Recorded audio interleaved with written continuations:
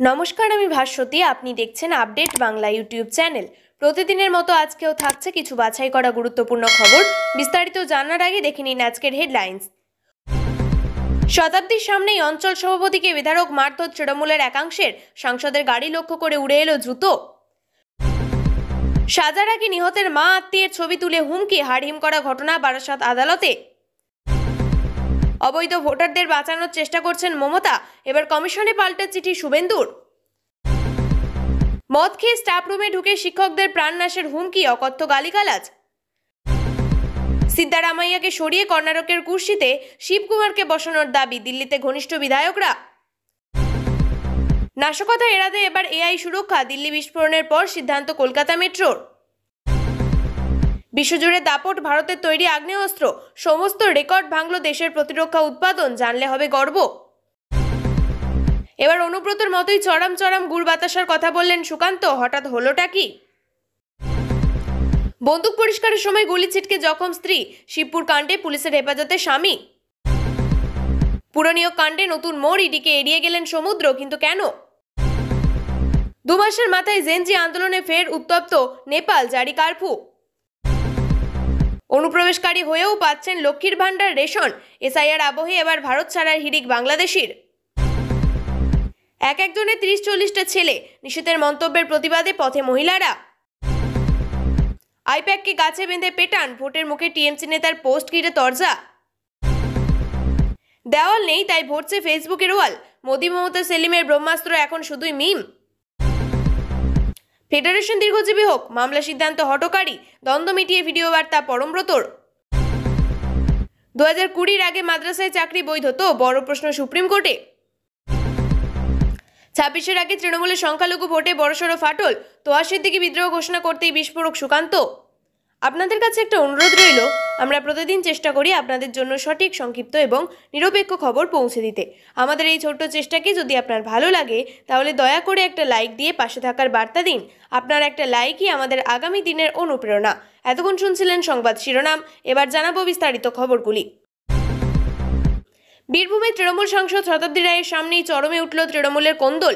সাংসদের সামনেই দলের একাংশের হাতে বেধড়ক মার খেলেন তৃণমূলের অঞ্চল সভাপতি। আর এই দ্বন্দ্বের নেপথ্যে সেই অনুব্রত মণ্ডল বনাম কাজল শেখ গোষ্ঠীর লড়াই, যা নিয়ে কটাক্ষ করতে ছাড়েনি বিজেপি। খোদ তৃণমূল সাংসদ দাঁড়িয়ে রয়েছেন আর তার সামনে তৃণমূলেরই অঞ্চল সভাপতিকে মারধর, বাঁশের খোঁচা, অঞ্চল সভাপতির ভাইকে চড়, থাপ্পড়, ঘুষি, লাথি। আক্রান্ত নেতাকে বাঁচাতে গেলে তৃণমূল সাংসদের গাড়ি লক্ষ্য করে উড়ে আসে জুতো। গোটা ঘটনায় ফের একবার সামনে চলে এলো তৃণমূলের গোষ্ঠী কোন্দল। বৃহস্পতিবার সিউড়ি 2 নম্বর ব্লকের কোমা গ্রাম অঞ্চল পঞ্চায়েতের এসআইআর ক্যাম্প পরিদর্শনে গিয়েছিলেন শতাব্দী রায়। সেই সময় তার সঙ্গে ছিলেন অনুব্রত মণ্ডলের ঘনিষ্ঠ বলে পরিচিত তৃণমূলের স্থানীয় অঞ্চল সভাপতি বলরাম বাগদি। অভিযোগ করা হচ্ছে, তৃণমূল সাংসদের সামনেই হঠাৎ করে তার উপরে হামলা চালানো হয় এবং সিউড়ি 2 নম্বর ব্লকের তৃণমূল সভাপতি নুরুল ইসলামের লোকজন। নুরুল ইসলাম কাজল শেখের ঘনিষ্ঠ বলে স্থানীয় সূত্রে খবর। দুই পক্ষের সংঘর্ষে ঝরে পড়ে রক্ত। এই বিষয়ে প্রতিক্রিয়া দিতে গিয়ে সাংসদ অভিনেত্রী শতাব্দী রায় বলেন, গোষ্ঠীদ্বন্দ্ব তো থাকবে, আছেই। অন্যদিকে তিনি এই বিষয়ে বলেন, ব্লক কার্যালয়ের প্রত্যেকটা কাঠ আমি নিজের হাতে নিয়ে গিয়ে সেখানে করেছি। সেখানে যে এত ফার্নিচার সাজানো হচ্ছে সেগুলো আমার নিজের খরচে। প্রাক্তন ব্লক সভাপতি ফার্নিচার নিয়ে যেতেই গোবর জল দিয়ে তৃণমূলের কার্যালয় শুদ্ধিকরণ করতে দেখা যায় তৃণমূল কর্মীর একাংশকে। খুনের ঘটনায় দোষী সাজা ঘোষণার কথা ছিল, কিন্তু আগেই আদালত চত্বরে নিহত কিশোরের মা আত্মীয়ের ছবি তুলে হুমকির অভিযোগ। বৃহস্পতিবার জেলা পুলিশ সুপারের সঙ্গে দেখা করে এই অভিযোগ জানালেন নিহতের মা। বৃহস্পতিবার এনজার নবী নামে ওই খুনিকে আমৃত্যু কারাদণ্ড দিয়েছে বারাসাত আদালত। এই খবর শোনার পরে সংবাদ মাধ্যমের মুখোমুখি হয় কিশোরের মা। বলেন, আমিও ননদ আদালতে বসেছিলাম। সাজা ঘোষণার আগেই ওর মেয়ে আমাদের ফটো তুললো। তারপর একজন খুনের আসামি, যার এদিন তারিখ ছিল, তাকে মেসেজ করলো। নিহতের পিসি হেসেনা আরা বেগমের দাবি, ফটো তোলার পর মেয়েটি যার সঙ্গে কথা বলেছিল সে খুন করে 4 মাসের মধ্যে জেল থেকে বেরিয়েছে। প্রসঙ্গত, বারাসাতের কাজীপাড়ার বাসিন্দা গোলাম নবীর সঙ্গে সম্পত্তি নিয়ে দীর্ঘদিনের বিবাদ ছিল তার ভাই এনজার নবীর। এর মধ্যে পৈতৃক জমিতে একটা তালগাছ কাটা নিয়ে বিবাদ চরমে ওঠে। তদন্তে পুলিশ জানতে পারে, সম্পত্তি নিয়ে বিবাদের কারণে ভাইয়ের ছেলেকে শ্বাসরোধ করে খুনের পর গলায় ফাঁস দিয়ে ঝুলিয়ে দিয়েছিল এনজার। অতিরিক্ত জেলা এবং দায়রা কোর্টের বিচারক প্রজ্ঞা গার্গী ভট্টাচার্যের এজলাসে চার্জশিট জমা পড়ে 5ই সেপ্টেম্বর। 2025 সালে 6ই জানুয়ারি চার্জ ফ্রেম হয়ে ট্রায়াল চলাকালীন 20 জনের সাক্ষ্য গ্রহণ করা হয়। শেষে ঘটনার 1.5 বছরের মধ্যে ফারদিন খুনে তারপরই জেঠু এনজার নবীকে অপহরণ, খুন এবং তথ্য প্রমাণ লোপাটের দায়ে সোমবার দোষী সাব্যস্ত করেন বিচারক। এদিন তার আমৃত্যু কারাদণ্ডের সাজা হয়। মুখ্যমন্ত্রীর চিঠির পর এবার নির্বাচন কমিশনে গেল পাল্টা চিঠি দিলেন বিরোধী দলনেতা শুভেন্দু অধিকারী। মুখ্যমন্ত্রী মমতা বন্দ্যোপাধ্যায় যে চিঠি লিখেছেন তা আদতে কোনো গঠনমূলক কারণে নয়, অবৈধ ভোট ব্যাংকের সুরক্ষা দেওয়ার জন্য। এমনই বার্তা কমিশনে পৌঁছে দিয়েছেন শুভেন্দু অধিকারী। মুখ্যমন্ত্রীর সব অভিযোগ ভিত্তিহীন বলে দাবি করেছেন তিনি। কর্তব্যরত আধিকারিক এবং সাধারণ মানুষের ওপর চাপ সৃষ্টি করা হচ্ছে বলে চিঠি লিখেছেন মমতা। জাতীয় নির্বাচন কমিশনে লেখা সেই চিঠিতে মমতা লিখেছেন, চলমান এসআইআর প্রক্রিয়া বন্ধ করুন, কারোর উপরে জবরদস্তি করা বন্ধ করুন, যথাযথ প্রশিক্ষণ দিন। মুখ্যমন্ত্রীর দাবি, ক্রমাগত চাপ দেওয়া হচ্ছে বিএলওদের উপর, তাই এসআইআর প্রক্রিয়া বন্ধ করার আর্জি জানিয়েছেন মমতা। এরপরই পাল্টা চিঠিতে শুভেন্দু অধিকারী দাবি করেছেন, আদতে রাজ্যের শাসক দল ভোটের স্বার্থে অবৈধ অনুপ্রবেশকারীদের এতদিন ধরে সুরক্ষা দিয়েছে। শুধু তাই নয়, শুভেন্দু উল্লেখ করেছেন, জায়গায় জায়গায় বাংলাদেশের ঘর ছাড়ার হিড়িক বেড়েছে। হাকিমপুরে বাংলাদেশ সীমান্তে ভিড় বাড়ছে, এমন ছবিও সামনে এসেছে। শুভেন্দুর চিঠিতে সেই ঘটনার উল্লেখ আছে। মুখ্য নির্বাচন কমিশনার জ্ঞানেশ কুমারকে চিঠি লিখেছেন বিরোধী দলনেতা। মমতার চিঠি আদালতে নির্বাচন কমিশনের উপর মানুষের যে আস্থা তাতে আঘাত এনেছে।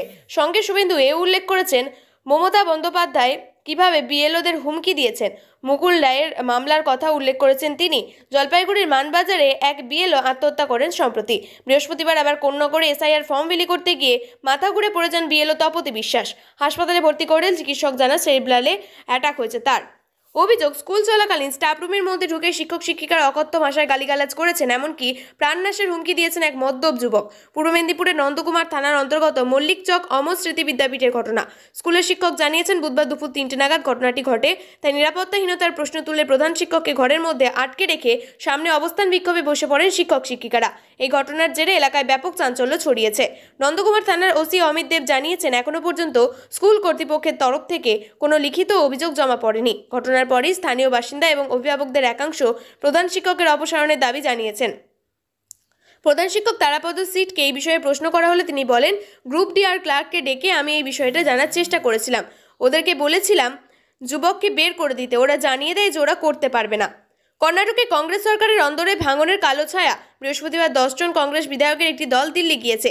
এরা সকলেই রাজ্যের উপমুখ্যমন্ত্রী ডিকে শিবকুমারের শিবিরের লোক বলে জানা যাচ্ছে। সূত্রের খবর, সিদ্ধারামাইয়াকে সরিয়ে এবার কর্ণাটকের মসনদে শিবকুমারকে বসানোর বিষয়ে তদবির করতেই তাদের তড়িঘড়ি রাজধানী সফর। এমনিতেই সিদ্ধারামাইয়া শিবকুমারের মধ্যেকার সংঘাত এখনও স্পষ্ট। তার মধ্যেই বিধায়কদের দিল্লি সফর নিয়ে পরিস্থিতি আরও জটিল হলো বলে মনে করছে ওয়াকিবহাল মহল। কিন্তু হঠাৎ কেন শিবকুমারকে বসানোর দাবি? আসলে 2 বছর আগে বিপুল জনাদেশ নিয়ে কর্ণাটকে ক্ষমতায় ফেরে কংগ্রেস। তখন থেকে মুখ্যমন্ত্রী কুর্সি নিয়ে আড়াআড়ি ভাগ হয় 2 শিবির। এদিকে প্রবীণ নেতা এবং বর্তমান মুখ্যমন্ত্রী সিদ্ধারামাইয়া, অন্যদিকে উপমুখ্যমন্ত্রী ডিকে শিবকুমার। কিন্তু সকলেই এক বাক্যে মেনে নেন, ক্ষমতায় ফিরে আসার পিছনে শিবকুমারের ভূমিকা ছিল অন্যতম। সিদ্ধারামাইয়া পদে বসার পর থেকে কর্ণাটকের রাজনৈতিক মহলে এই গুঞ্জন ছিল যে টার্মের অর্ধেক পূর্ণ হলেই তিনি সরে যাবেন, তার স্থলাভিত্তিক হবেন শিবকুমার। যদিও এমন কোনো ঘোষণা হয়নি, তবুও জল্পনাটা থেকেই গিয়েছে। 2.5 বছর পূর্ণ হতেই তা আরও জোরালো হতে শুরু করেছে। ডিকে শিবিরের দাবি, সেই সময় কুর্সি নিয়ে 2.5 বছরের ফর্মুলা ঠিক করা হয়েছিল। সেই ফর্মুলা মেনেই এবার মুখ্যমন্ত্রী বদলের সময় এসেছে। এদিকে বৃহস্পতিবার কংগ্রেস সভাপতি মল্লিকার্জুন খার্গের সঙ্গে শিবকুমার ঘনিষ্ঠদের দলটি বৈঠক বসার কথা রয়েছে। দিল্লি লালকেল্লা মেট্রো স্টেশনের বাইরে গাড়ি বোমা বিস্ফোরণের 15টি নিরীহ প্রাণ খোয়া গিয়েছে। সেই ঘটনা থেকে শিক্ষা নিয়ে এবার কলকাতা মেট্রোর সুরক্ষা বৃদ্ধিতে কৃত্রিম বুদ্ধিমত্তার সাহায্য নিচ্ছে কর্তৃপক্ষ। এতে সুরক্ষা এবং নজরদারি দুটোই আরও বাড়বে বলে দাবি। গত 10ই নভেম্বর সন্ধ্যায় দিল্লির লালকেল্লা মেট্রো স্টেশনের সামনে বিস্ফোরক গাড়িতে বোঝাই নাশকতার জেরে প্রাণ হারাতে হয়েছে 15 জন নিরীহ মানুষকে। তাতে মেট্রো স্টেশনের নিরাপত্তা প্রশ্নের মুখে পড়েছে। প্রশ্ন উঠেছে, কিভাবে এত বিস্ফোরক সহ গাড়ি মেট্রো স্টেশনের বাইরে দাঁড় করানো হলো? কেউ টের পেলেন না? এসব থেকে শিক্ষা নিয়ে নিরাপত্তা বৃদ্ধিতে ভাবনা চিন্তা শুরু করেছে কলকাতা মেট্রো কর্তৃপক্ষ। অনেক সময় সন্দেহভাজন ব্যক্তি বা বস্তু স্ক্যানারের নজরদারি এড়িয়ে যায়, যার জেরে একাধিক দুর্ঘটনা বা নাশকতা ঘটতে পারে। ভারত আর বিদেশি শক্তির দিকে তাকিয়ে থাকা দেশ নয়, বরং বিশ্ব নিরাপত্তায় একটি শক্তিশালী অংশীদার। সাম্প্রতিক পরিসংখ্যান বলছে, ভারতের প্রতিরক্ষা উৎপাদন এবং রপ্তানিতে ইতিহাস গড়ে ফেলেছে। আত্মনির্ভর ভারত উদ্যোগের ফলে প্রতিরক্ষা শিল্পে যে পরিবর্তনের হাওয়া বইছে তা শুধু সংখ্যা নয়, বরং দেশের সক্ষমতা, আত্মবিশ্বাস এবং বিপুল কর্মসংস্থানের প্রতিফলন। সরকারি তথ্য অনুযায়ী 2024-25 অর্থবর্ষে ভারতের প্রতিরক্ষা উৎপাদন পৌঁছেছে 1.54 লক্ষ কোটি টাকায়, যা এখনো পর্যন্ত সর্বোচ্চ। 2014-15 সালে যে উৎপাদন স্তর ছিল তার তুলনায় 23-24 সালে 174% বৃদ্ধি ঘটেছে। শুধু উৎপাদন নয়, রপ্তানির ক্ষেত্রেও নজিরবিহীন সাফল্য এসেছে। এই উত্থানের পিছনে সরকারি প্রতিরক্ষা সংস্থাগুলির পাশাপাশি সবচেয়ে গুরুত্বপূর্ণ ভূমিকা রয়েছে ভারতের ক্ষুদ্র, ছোট এবং মাঝারি শিল্প সংস্থাগুলি। বর্তমানে 16,000-এরও বেশি MSME প্রতিরক্ষা সরঞ্জাম উৎপাদন এবং পরিষেবায় যুক্ত রয়েছে। তবে এই ঐতিহাসিক অগ্রগতি দেখিয়ে দিচ্ছে, দেশ এখন আত্মনির্ভরের স্বপ্ন দেখে না, বরং তা বাস্তবে রূপ দিচ্ছে। একসময় রাজ্য রাজনীতিতে বিতর্কের শিরোনামে থাকতেন বীরভূম জেলার দাপুটে তৃণমূল নেতা অনুব্রত মণ্ডল। এখন জেল থেকে ফিরে আসার পর তার গরমাগরম সেরকম বক্তব্য শুনতে পাওয়া যায় না, কিন্তু একটা সময় বঙ্গ রাজনীতিতে ভোট এলেই তার গুড় বাতাসা এবং চরম ঢাকের মন্তব্য বিরোধীদের কাছে প্রচ্ছন্ন হুঁশিয়ারির সমান বলে মনে করা হতো। সামনেই 26-এর নির্বাচন, আর তার আগে প্রতি মুহূর্তে বদলাতে শুরু করেছে পশ্চিমবঙ্গের রাজনৈতিক সমীকরণ। তৃণমূল বিজেপির সঙ্গে লড়াই করার অপেক্ষা নিজেদের সঙ্গে কতটা লড়াই করবে এবং কে জিতবে তা নিয়ে কোন্দল শুরু হয়েছে বলেই খবর পাওয়া যাচ্ছে। তৃণমূল তাদের পরামর্শদাতা হিসাবে আইপ্যাক নামক একটি গোষ্ঠীকে রেখেছে, আর তারা যেখানে নেতাকে দায়িত্ব দেওয়া হবে তার সবটাই ঠিক করেছে। তবে সেই আইপ্যাকের ভূমিকা নিয়ে দলের মধ্যে থেকে অনেকের প্রশ্ন তুলছেন। অনেক নেতারাই আইপ্যাকের মতো পরামর্শদাতার বিরুদ্ধে সোচ্চার হচ্ছেন, আর সেই বিষয়ে প্রতিক্রিয়া দিতে গিয়ে তৃণমূলের অস্বস্তি আরও বাড়িয়ে চরম এবং গুড় বাতাসের কথা উল্লেখ করলেন সুকান্ত মজুমদার। এদিন সাংবাদিকদের মুখোমুখি হন কেন্দ্রীয় মন্ত্রী সুকান্ত মজুমদার, আর সেখানেই আইপ্যাকের বিরুদ্ধে যেভাবে তৃণমূল নেতারা ক্ষোভ উগরে দিয়েছেন সেই বিষয়ে তাকে প্রশ্ন করা হলে তিনি সেই ব্যাপারে প্রতিক্রিয়া দিতে গিয়ে সুকান্ত বলেন, বেঁধে পেটানোর কথা তো। ফের শিরোনামে রাজ্যের প্রভাবশালী মন্ত্রী সুজিত বসুর পরিবার। পুরনিয়োগ দুর্নীতি মামলায় একবার ইডির নজরে মন্ত্রী সুজিত বসুর ছেলে। এর আগে সুজিত বসুর স্ত্রী, কন্যা এবং জামাইকে তলব করেছিল ইডি। পুরনিয়োগ দুর্নীতি মামলায় তদন্ত যত এগোচ্ছে ততই একে একে তলব পড়ছে পরিবারের সদস্যদের হাতে। বৃহস্পতিবার হাজিরা দেওয়ার কথা ছিল সুজিতের পুত্র সমুদ্র বসুর, কিন্তু ইডি সূত্রে জানা গিয়েছে ব্যক্তিগত কাজের কারণ দেখিয়ে তিনি হাজিরা দেননি। জানিয়েছেন অন্য কোনো দিন তিনি দপ্তরে যাবেন। তার আগের দিন বুধবার হাজিরা দেননি সুজিতের স্ত্রী। ইডিকে তিনি ব্যক্তিগত কারণ দেখিয়ে চিঠি পাঠান, আর সপ্তাহের শুরুতেই হাজিরা দিয়েছিলেন সুজিতের কন্যা মোহিনী বসু। হাতে নথিপত্র নিয়ে তিনি ইডির দপ্তরে যান তদন্তকারীদের সঙ্গে কথা বলতে। সোমবার মোহিনীর স্বামীকেও তলব করা হয়েছিল এবং তিনি হাজিরা দেন। সূত্রের দাবি, সুজিত বসুর কন্যা এবং তার স্বামী দাম্পত্য সম্পর্কে কিছুদিন আগেই বিচ্ছেদ হয়েছে। তদন্তকারীরা খতিয়ে দেখেছেন জামাইয়ের পরিবারে ব্যবসায় পুরো নিয়োগ দুর্নীতির টাকা কোনোভাবে ব্যবহার হয়েছিল কিনা। তদন্ত কি এখানে থেমে নেই? 2024 সালের জানুয়ারি মাসে ইডি তল্লাশি চালিয়েছিল লেকটাউনে সুজিত বসু দুটি বাড়িতে। অনুপ্রবেশকারী কারোর হাতে ভারতের ভোটার কার্ড, কারোর হাতে আধার কার্ড, কেউ দীর্ঘদিন রেশন তুলছেন, কেউ 2-3 বার এখানে ভোট দিয়েছেন, কারোর সামনে লক্ষ্মীর ভান্ডার পাওয়ার কথা। উত্তর 24 পরগনার স্বরূপনগর সীমান্তের সামনে এলো চমকে দেওয়ার মতো তথ্য। স্বরূপনগর সীমান্তে এই বাংলাদেশিদের অনেকেই যেমন লক্ষ্মীর ভান্ডার পেতেন বলে জানাচ্ছেন, তেমনি অনেক বাংলাদেশি আবার আয়ুষ্মান ভারতের কার্ডও বানিয়ে ফেলেছিলেন। যেমন বাংলাদেশের সাতক্ষীরার বাসিন্দা রোকেয়া বিবি, বাংলাদেশের নাগরিক, তবে ভোট দিতেন ভারতে। জানা যাচ্ছে লকডাউনের সময় ভারতে এসেছিলেন। সল্টলেক সেক্টর 5-এ থাকতেন, কাগজ কুড়ুনির কাজ করতেন। সংবাদ মাধ্যমকে দেওয়া সাক্ষাৎকারে তিনি জানিয়েছেন 3-4 বছর ধরে লক্ষ্মীর ভান্ডার পেয়েছেন। দুয়ারে সরকার ক্যাম্পে গিয়ে লক্ষ্মীর ভান্ডার করেছেন, এমনকি ভোটও দিয়েছেন। এসআইআর শুরু হওয়ার পর থেকে রোকেয়া বিবির মতো অনেকেই এখন ভারত ছেড়ে বাংলাদেশে ফিরে যাচ্ছেন। সোমমঙ্গলের পর বুধেও একই ছবি উত্তর 24 পরগনার হাকিমপুর চেকপোস্টে।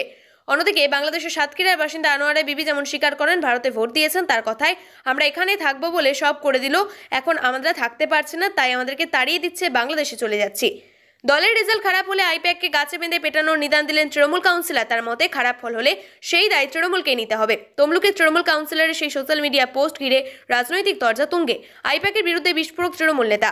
পুরসভার মধ্যে গোষ্ঠীদ্বন্দ্ব চলছে বলে দাবি করেন পার্থ সারথী। তিনি বলছেন, তৃণমূল যে আইপ্যাক রয়েছে তারা কলকাতার ভুলভাল রিপোর্ট দিচ্ছে। দলের রেজাল্ট খারাপ হলে তার দায়িত্ব কে নেবে? দলের রেজাল্ট খারাপ হলে আইপ্যাককে গাছে বেঁধে পেটানোর নিদান দিয়ে সোশ্যাল মিডিয়ায় পোস্ট করেছেন তিনি। এমনকি জেলা সভাপতিকেও তোলাবাজ আখ্যা দিয়েছেন পার্থ সারথী। প্রিয় দর্শক, নিয়মিত সঠিক খবরগুলি সঠিক টাইমে পেতে সাবস্ক্রাইব করুন আপডেট বাংলা চ্যানেলটিকে। ধন্যবাদ।